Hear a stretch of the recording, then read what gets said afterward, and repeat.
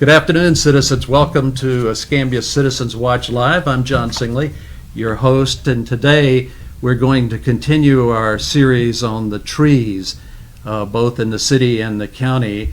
It's called, as you may remember, For the Love of Trees. Today we're going to name it the city's Canopy. And about a couple of weeks ago, I was attending Councilperson Sherry Meyer's town hall over in her district, and there was a woman there who was given a presentation on Carpenter's Creek, but the presentation also had a great story about trees in Pensacola. That woman was Laurie Murphy, and I said, we need to have Laurie come talk to us at ECW Live, and today we're fortunate that Laurie was able to join with us. Laurie, welcome to ECW Live. Thanks, John. Thanks for having me here. I really appreciate that. Your presentation was remarkable, not only for the visual impact it had, but also the data you presented. Talk to us a little bit about your background. What led you to this kind of research? What brought you to Pensacola? And what do you do here professionally? Well, John, I'm an oceanographer by trade, graduate from University of West Florida, and I'm a GIS analyst. And I decided after graduation that I wanted to get in the environmental science field. So I was given the opportunity to become a member of Waterkeeper Alliance. And so I am your Coastkeeper for the Panhandle of Florida. And we fight for your right for fishable, drinkable, swimmable water. And what is a very big part of the environment is vegetation and trees. Has a lot to do with the future of climate change and reducing flooding and erosion and sedimentation and water quality. So it fits right in with what I do. Well, you gave a presentation that night, and we invited you to give a similar presentation to our viewers today. If you're watching with us live and you have any questions for Laurie or any comments that you want her to address, put them on your Facebook comments, and we'll try to get them over to her during the broadcast this afternoon. So, Laurie, what have you got for us? All right, John, well, let's get started. I'd like to talk a little bit about the tree canopy in the city of Pensacola and exactly what has happened over the years and what's creating the lack of canopy. So let's get started a little bit about that. This is a GIS map that I put together that shows the current tree canopy as of April of 2019. You can see the city limits there, all in the beige area, but you see a lot of green, which is heavy forested areas in the county. We're kind of encroaching on the county, as you can see, going past those city limits as we're continuing development. And you know that you don't ever want to say, don't ever cut down trees, because development's important, and you're not going to be able to ever convince a county commissioner or the mayor to stop that. Development is good. It brings great economic value, but we have to kind of balance, I think, those things out. So then, also looking at back in the county, Jimmy Jarrett with the county did a really good tree canopy study back in 2014. And if you can see some of the colored areas in here, it shows a variety down here at the bottom on the right-hand side of color. It's a nice little color code map that kind of shows the majority of the changes over a 20-year period with the tree canopy, John, and you can kind of see those dark purple areas as we're starting to encroach into the north part of the city and actually into the county and around the airport is really where we have a reduced urban tree canopy. Back in 1994, as you can see here, we had a 40% canopy. It's usually about 50% recommendation for the residential areas, but overall it was at 40%, which was not bad. I think 15 to 18% is the average recommended for highly urbanized areas and industrial areas in the city, but now overall we're down to 29%. So we're actually under what we should be as a community. And so we have to look at it like this. Well, yes, we made the mistakes. We stamped off in a lot of projects. We had a lot of development. and that's great. But now what do? Where do we go from here to balance that out and go back to where we were at least a little bit and try to move on with a stronger tree canopy? So what are some of the most common causes? Let's talk about, what we can control. There's a lot of things we can't control, John, like we can't control storms like hurricanes. I mean, Hurricane Michael just landed back in October. It was 2 miles an hour shy of a Category 5. I just drove to Orlando last week, and I can tell you that I used to be able to get on the interstate there, and I could never see the other side all the way to Tallahassee. Now it's just nothing but hills and valleys and a lot of... Looks like a war zone over there, doesn't it? It does. It looks like just toothpicks. In fact, all the pine needles on the trees were sucked right off, and the trees were cut in half. And they actually had lanes closed because now that the government reopened, FEMA's back in there trying to collect all of that debris on the side of the interstate there. I heard our new Secretary of Agriculture, Nikki Fried, said today that this big wildfire that damaged a lot of homes over in Bay County this past weekend was the direct result, not only of the weather conditions, but the damaged trees over there. Correct. You have a lot of, it's like a fire starter. It's like putting lighter fluid on your charcoal in your grill. And that's something that you have to look at. If you have a lot of dry debris, you have wind and dry weather, there you go, anything can happen.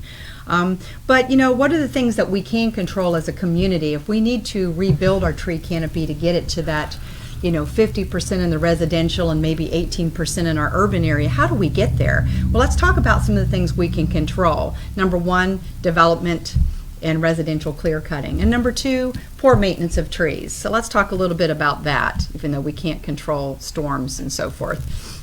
So here it shows the current tree cover as of April of 2019. This goes a little bit outside the city limits, but as you can see, primarily along the Carpenters Creek and Bayou Tahar watershed and a little bit on Scenic Highway, you'll see some clusters and pockets of trees that are left. Most everything else, if you go down towards the downtown area where Palafox is and the 3 Mile Bridge, there's pretty much next to nothing there. And so we got to look at where can we put trees. And also I wanted to show very quickly, this was a map I recently designed that shows in the last 5 years where have we continued to add more clear cutting and development. So as you can see, going back again, the pockets that I just showed you that were left, we're continuing to cut those trees as well.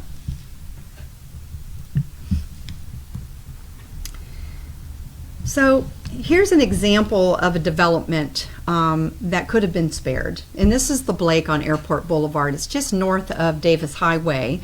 This was a nursing home that was developed. They have a chain of those, and they clear cut about 10 acres of mature oak trees.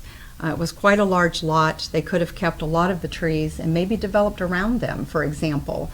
Sometimes developers want to make it easy, and they just go in and they take that front loader and clear cut everything out so they can go where they want to go and hurry up and get it done and pour their platform down there, put in the parking lot and that sort of thing. Oh, don't make me have to protect those trees and worry about those during development. But that's something Laurie, that we could change. under the city's current laws, can you get a development permit for all trees, or certain trees exempt? Yes, and that's a good question. We're going to talk about that in just a minute Great. when we get to the Land Yeah. Development Code. You can. There are rules and regulations currently in place today that state what you can and can't do, and you may have to mitigate trees and put together a land... Hence the tree fund. Correct, and the Yeah. tree fund, and you also have to have a landscaping plan. So if you take down so many trees, or heritage trees, you have to replant so many per each tree that you take down. And so that has to be approved before you can even put the shovel in the ground. Great. Better than having no ordinance. But, Correct. Yeah. But we can probably maybe work a little bit on that as well, which I'll talk about also shortly. Residential clear cutting. Here's an area on Carpenters Creek, if you want to look at, that shows that even though this particular piece of property was not owned by the resident, it's actually an easement. the resident wanted to have waterfront property, so they clear cut all of the trees all the way down to the creek bed. Well, I'll tell you what kind of problems are the result of that, John, and that's when you start to clear cut. Then you have significant erosion and sedimentation going out into your urban streams, and you get that chocolate milk looking color. And that's one of the things that the Florida Department of Environmental Protection frowns upon quite significantly, is we must protect all of our waters, including our outstanding water bodies here in the state of Florida. And the one thing that causes sedimentation is development, not having a lot of nice, strong rhizome root beds and deep root action along urban streams to help protect erosion. So that's something we certainly don't want to continue to see, but trying to get that the public to understand that gets to be difficult sometimes because they want to look at the creek. And so the result of that, in addition to erosion and sedimentation, is you have felled trees, which then create a change in morphology and stream direction, which creates more clear-cut banks downstream from where the trees are, because now you're not channelizing water in the center. Now it's going around the trees in the vegetation, creating more erosion, and now we're reducing that riparian zone, and now we're killing trees on purpose actually now. Instead of them being vital to the wildlife habitat, we're allowing them to fall and die into the creek bed. So that's something that we want to maybe think about. Sometimes maintenance of trees can be a problem, not just development and residential clear cutting, but your utility companies that come in and try to cut trees around power lines, for example, and they sometimes cut the trees too much. They might take off some of the main arteries of the trees, and there's a specific formula for that, and an arborist should be included in the decisions for major trees such as these, because it can actually kill the tree as well. Laurie, I was riding around, I guess, in the county recently, and I noticed there had been recent utility tree maintenance going on, and I was a little bit taken back about just how much of the tree was removed. What did the ordinances say? What does the city of Pensacola say? Is this the power company has to get a permit, or Yes. how does this work? Yes, they do. And then who prescribes the correct way of doing this? Well, they have to have a permit, and they have to go to the city and talk with the Parks and Recs department, and then they approve that based on their particular land development code in Chapter 12 that talks about what you can and can't do to remove trees. But unfortunately, oftentimes these trees are planted before power lines are put in, because we have new developments, and over 20, 30, 40 years or more, these trees now are becoming a nuisance. And that becomes a problem, because now we have to cut them. And you see the ones where they have the big V's, and they're sitting Right. out like this, and that's not going to promote the health of a good tree. So what do? Well, there's a lot of things we can do. You've heard recently that there's some legislation going through where they may actually put power lines underground now, for example. And in other cases, they've moved power lines across the street. State legislation? Correct. Interesting. Okay. State Yeah, we'll check legislation. on that. So you Right. never know.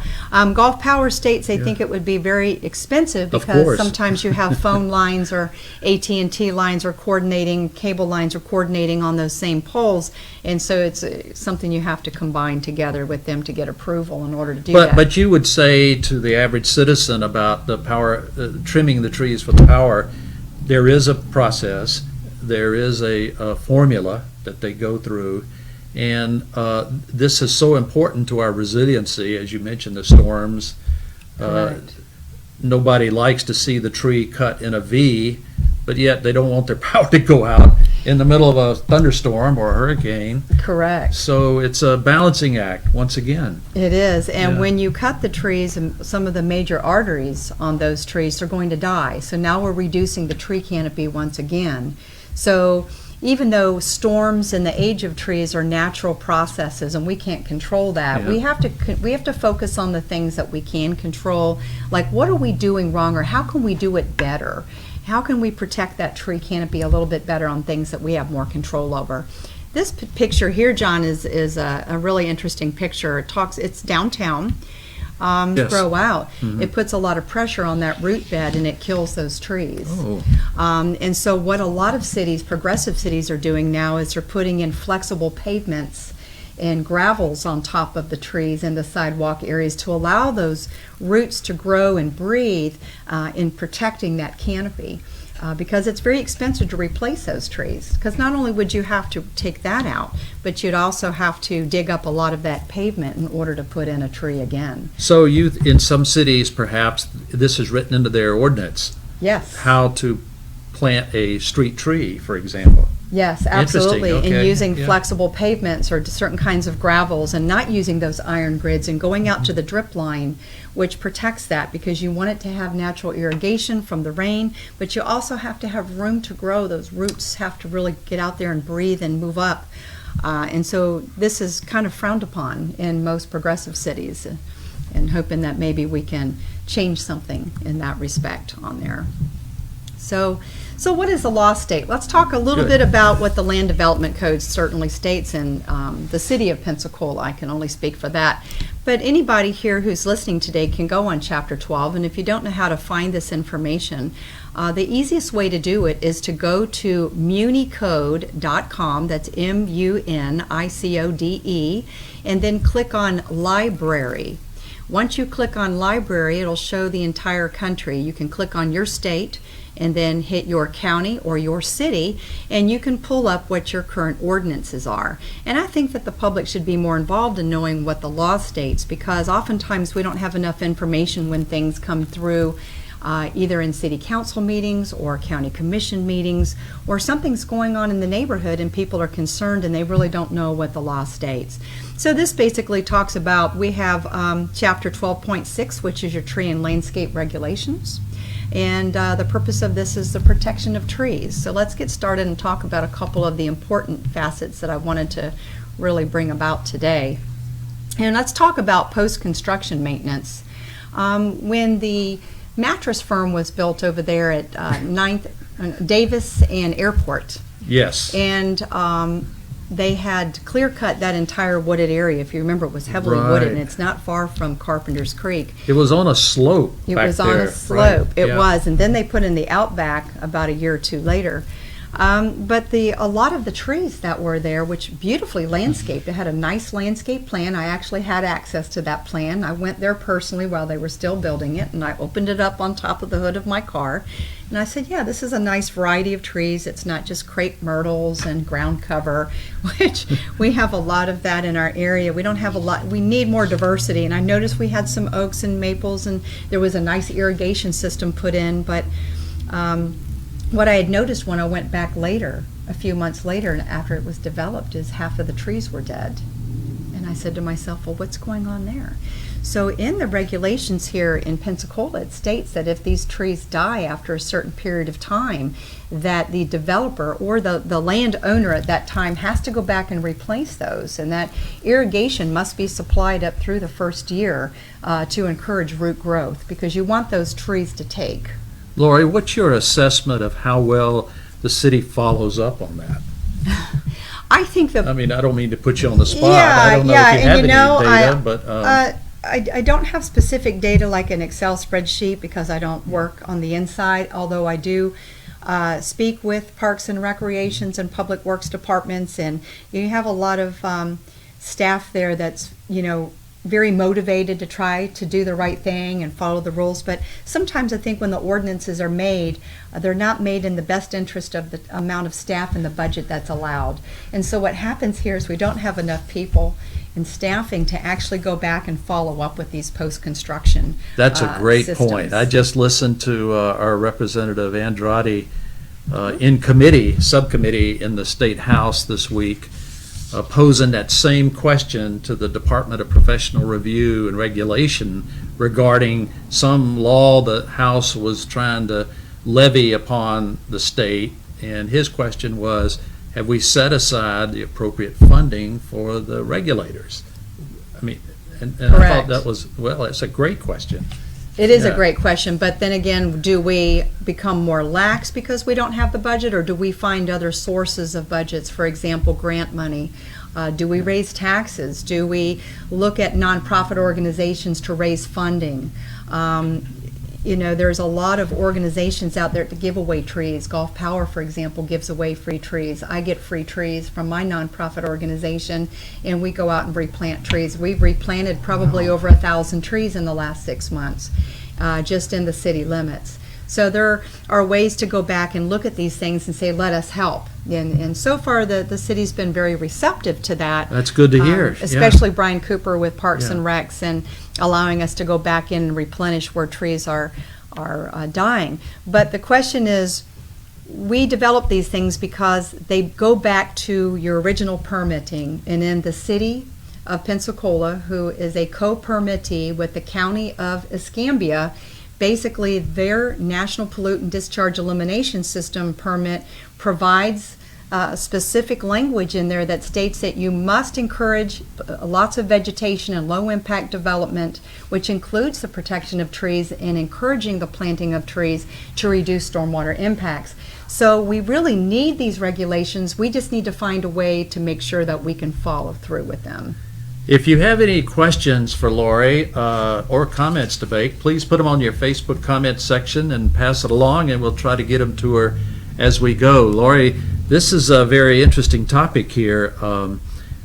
In parks and recreation, do they have an arborist on staff? Do they have a professional tree person? They have professional tree folks that work for the county, and Jimmy Jarrett would be your go-to person, and she's the one that did the tree canopy study. Right. And they do work with that together. through the interlocal agreement for the permit. The county provides services to the city, and the city provides services to the county. And so they work together, and that's where the county comes in and provides the tree services. Good. More so than the city does. The city does a lot of the landscape maintenance, like easements and things like that, and they have to trim some of the trees. But I think it goes back to what their interlocal agreement is, and as long as it works and the state sees that when you submit your notice of intent to renew your permit, they look at that interlocal agreement and say, yeah, that's viable, that's something you have to do, yes, you're meeting the minimum qualifications. But once we give it to you, it's up to you to figure out how to do it. You see? Right. So it's not up to me. I don't work for the city, and I'm not the mayor. Don't want to be the mayor, but I do like working with the mayor. I think he's very progressive and wanting to see a lot of things happen, and he does care about the environment, so that's a help. But now we got to look at, the state hands you the permit, these are the ordinances, how can we make it better? The trust fund is one of the things that that's changed recently. The Environmental Advisory Board agreed, and so did the City Council agreed to put a moratorium on the spending allotment for the past administration, because in the tree trust fund it states that the mayor at his discretion can use up to $25,000 of the tree trust fund money at his discretion. And so what was happening is we had a lot of abusive spending, because the tree trust fund money, if you take trees out of District 2, then that money has to go back into District 2 first. Now, if they don't have any place for it and District 1 wants it, then it can go to District 1. That's how that works. If you need irrigation equipment to water the trees, that can be used for that. Anything to do directly, not indirectly, but directly to do with the care and protection of the trees. Is there a master plan for the replenishment of the trees, or is it more or less an ad hoc plan? I mean, you talked about the past mayor, but we're in a new day now, and so I was just curious as to whether, confronted with a decision, the mayor, is there a spreadsheet that he go, okay, well, this one should go there and this one should, everybody could see the spreadsheet and there'd be a lot of transparency, or is it just kind of... I like that idea, John. I think I'm going to contact Mayor Robinson and suggest that. I don't think that we have a specific plan today. I know that there are a lot of little projects going on. I know that there's streetscaping going on and complete streets being developed, and with that includes the addition of trees. But as far as saying, where do we go here? Okay, we've had hundreds of thousands of dollars of monies in the last few years go into the tree trust fund, and we've had hundreds of thousands going out. not in the way it was supposed to go back. So I think the mayor has been very receptive to understanding that, we've had the majority of the tree trust fund money has come out of District 2, which is our commercial core.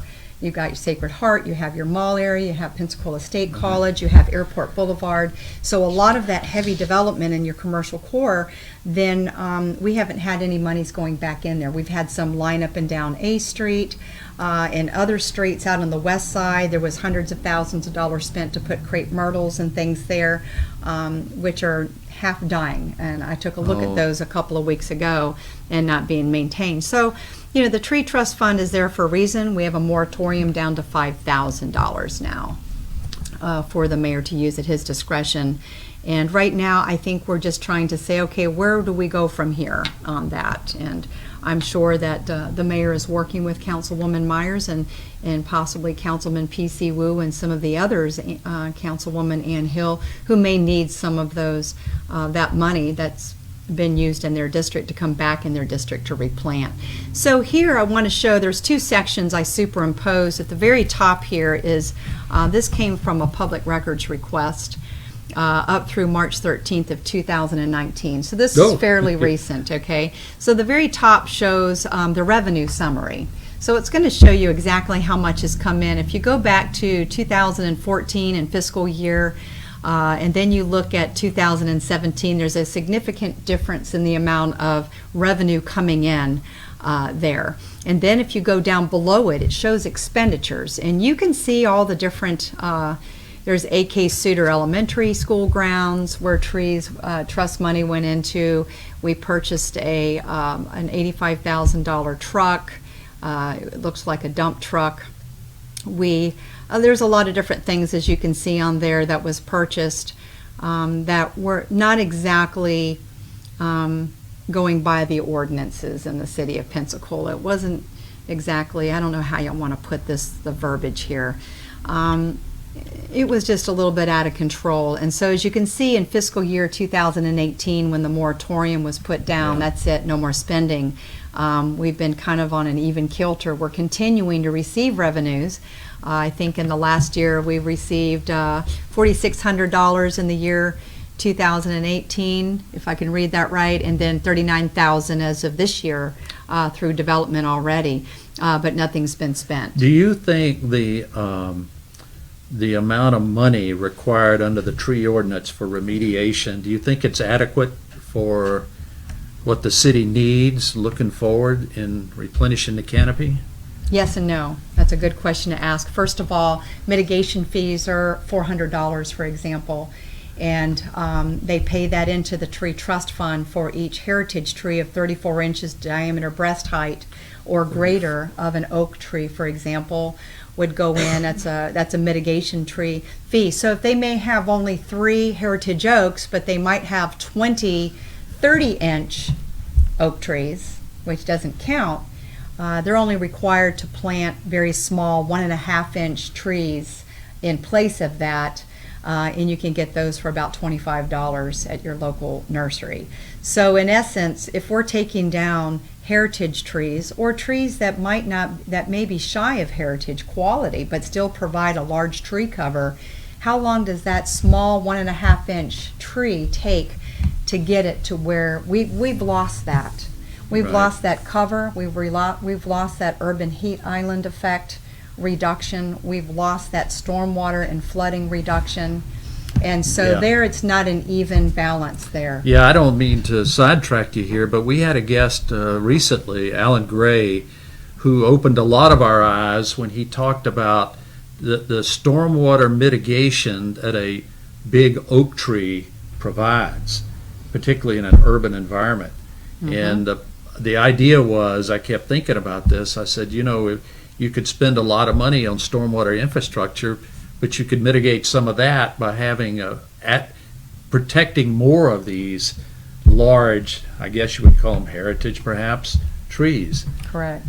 I mean, his point was that this is a big deal when it comes to stormwater. Well, it is, and the Environmental Protection Agency and the state agencies are now mandating that in your NPDES permitting, that LID is acquired and instituted in your municipal properties, and they want an annual report of how much you're mitigating each year. So we can stall all we want as far as getting LID and low impact development starting, but gray water systems are going out, because if you can manage it, if you can measure it, you can manage it. And that's kind of the adage. Yeah. This is what the EPA is saying.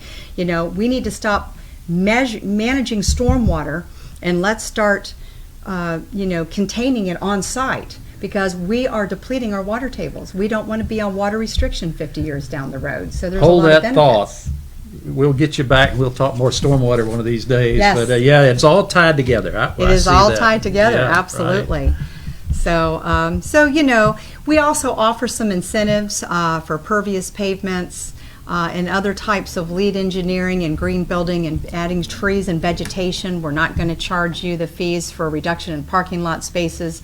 I think that the city does a good job in this already. I think that maybe we could do a better job by maybe reducing their stormwater utility fees by planting more trees, for example. And this is something that, the engineers and planning inside of the city hall can work with developers on and maybe push this a little bit more. Okay, because I think that that's worth it to me, if the property owners don't have to pay for that. Oh, there we go. And Yeah. green infrastructure, and this Yeah. includes trees, and basically what the EPA is saying, because this is all about trees, is preserving and recreating natural landscaping features. How do we do that? It's because we need to consider preserving trees. Trees are a major part of this whole idea of making sure that our green spaces can absorb some of the impact of the rain and help provide shade and improve our tree canopy. And here's a big city here that has more urban development than the city of Pensacola, but they certainly show quite a bit of green spaces throughout their area, and they've balanced that real well with green roofs, as you can see. Right. They also have green spaces and parks and walking trails, and these are things that Pensacola has plenty of space to do. It's just a matter of saying, okay, well, let's put the design together. You can see this is an urban street, might not be tall building development, but you can see where the trees are put together. They're allowed to breathe. They don't have those iron grates around them, and that shows for something. And here is another one that does the same. And this reminds me a little of 12th Avenue here, where you have that beautiful canopy. And it starts now where we put those trees in, protect the roots, protect the ability for them to self-irrigate, and make sure that we prune them carefully in the maintenance, especially around utility lines, and we can have a beautiful canopy for years to come. One of the things that has been trending on social media recently is this whole idea of trees, and the county has recently begun a review of its tree ordinance, and they're talking about a public portal that they'll stand up pretty soon to solicit public comment, and their whole idea is to just review the current and see if it's adequate for the future of Escambia County. Do you think something like that would be useful for the city of Pensacola? Well, that's given funny the that growth. Right. Correct. That's interesting that you state that, because this last tree and landscape ordinance was actually proposed by one of my board of directors and Councilman Larry Johnson. And over the last year and a half, I have devised an updated City of Pensacola tree and landscape ordinance. I am going to tweak it just a little bit. I have talked to Mayor Robinson about that. I have talked to the Environmental Advisory Board about that. And it is something, we're going to call it the Larry Johnson Tree and Landscape Ordinance, because he was the one that was really passionate about the trees on City Council. And we hope that this is going to be something that will pass. And you do have to update and review. The county tree ordinance has been it's about 20 years old or Right. more, and most of the county is more urban than rural now, at least up through cantonment. Yes. And yes. at this point, we need to consider what the tree ordinance was in Pensacola just 10 years ago, just to kind of update that.